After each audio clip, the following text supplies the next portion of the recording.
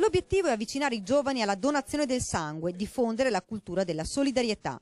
Questa mattina al 13° meeting nazionale della Fidas, tantissimi giovani fra i 18 e i 28 anni provenienti da tutta Italia hanno fatto il punto della situazione. Il Friuli Venezia Giulia a livello donazione è un'isola felice, ma mai abbassare la guardia. Ogni anno aumentano infatti le richieste di sangue. Il Friuli Venezia Giulia, a fronte di un aumento del 3,8% delle sue donazioni totali, che è molto, ha avuto anche un aumento di richiesta di circa del 3,5% dal trasfusionale regionale. Per quanto riguarda comunque il plasma lavorato, il Friuli è ai primi posti in Italia. Unico neo le donazioni nel Pordenonese, come in tutta la regione, sono un po' a macchia di leopardo. In alcune zone il livello è ottimo, nelle città ci sono maggiori difficoltà.